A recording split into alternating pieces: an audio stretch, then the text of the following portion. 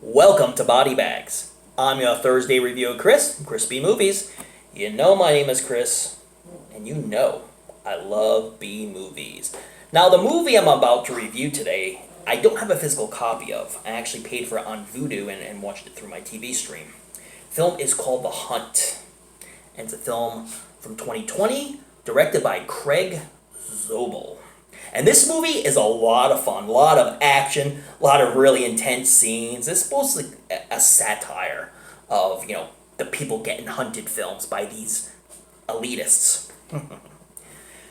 So the best way to describe this film, and by way of synopsis, is there was a dark web conspiracy going on. It was basically done for a joke, how people were joking about hunting people. And then people started taking it really seriously, and well, a whole group of people got together, a whole bunch of elitists, led by Hilary Swank's Athena, who is going to take what they call the deplorables, put them in this abandoned field area, and just have at it, shoot and kill him.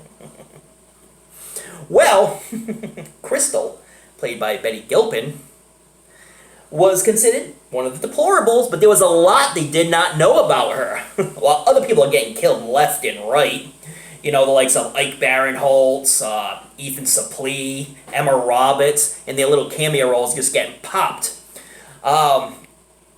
Crystal is a badass. See, she was part of the military. She was a sniper, and she was a killer. And she's really demented and sick in her own right. Well, she's not taken to this kindly, and she fights back against the system, going all the way to the big finale fight with Athena, played by Hilary Swank.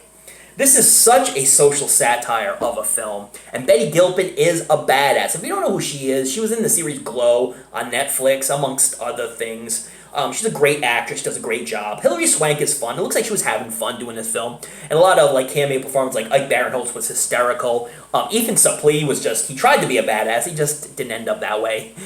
Made a lot of mistakes along the way. And Wayne Duvall as Don was freaking awesome as well. The people at the mom and pop shop, Amy Madigan and Reed Birney, were fantastic. I'm not going to tell you what happened to them because you're going to see for yourself exactly what went on through the course of the film with them. There are people you thought you could trust, but you really couldn't. This movie is there's a lot of characters in there, and you don't know who to trust, who not to trust. You don't know who's in on this and who's not on this, and that makes the fun of this film. That makes this film so fun. The end fight scene is hysterical and incredible. It is frigging awesome. And, well, somebody dies and somebody lives. Love the ending of this film. Throughout the course of the film, kept you at the edge of your seats. There were some things I did not like about this. Like, you see a bunch of people in a plane, you see a guy getting killed, and then, you see a bunch of people in the field. I want to see how they got there. I want to see how they were chosen for this. I mean, you find out eventually later in the film, but I wanted to find out before the film. I wanted to see them, go to where they were at the point before they were drugged up and taken to the field, and I want to see, the methods they took to, what did they use to drug them up and all that stuff. I wanted to get more of their story before we actually see them in the field, and just they're just thrown together. All right, boom, boom, you're dead, you're dead, you're dead, and just kind of just brushed through. It didn't give them much of a backstory and like that. I like more of a backstory in each of these people and why they were chosen exactly. You get a quick synopsis of why, but again, a little bit more of a backstory would have been great, especially in the beginning of the film, when you follow these people and then when they eventually make it on the field. I think that's one thing that Hostel did pretty well, is you follow these group of guys as they were eventually going to meet their demise later on in the film and then later on in the series. But you got to know them. There was some character development there. I think just people are thrown together, and the only really character development was Crystal, played by Betty Gilpin and Hilary Swank. So that's the only negative I would say about the film, but I think the film was fun. And it was a social satire, a complete social satire on the Hunt films. I've seen a lot of other great Hunt films. Surviving the Game I thought was a great film. I actually love Surviving the Game. And I thought this film was going to be more like it, but it was a little different, and this movie was tend to be more humorous than actually Surviving the Game, even though Surviving the Game had its humorous moments. But anyways, real enjoyable film. I really actually enjoyed this one. My wife and I watched it. She didn't like it as much as I did, but yeah, I liked it. Like I say, it was great action, good gore. The effects were cheesy, and the fight scene at the end was friggin' awesome. You gotta see this one to believe this one. But anyway, check out The Hunt. I would say, if you like films like that, get a physical copy. If not, you can watch it on Vudu, pay a price, and you can either buy it to have it on Vudu or rent it. That's all I gotta say about this one. I'm gonna rank it, 10 being the best, 1 being the worst. I give it a solid 7.5. I wish they had more of a backstory on some of the people that you found in the field, but that's cool. That's cool. It was fun while it lasted, and never over welcome it stayed. It's a quick film. There were some bloopers near the ending of the movie when they had that big fight scene between Crystal and Athena. You can see a camera operator reflected in the windows. So that was one of the things you saw in the film. And then there was a scene in the beginning where people were gagged and locked up.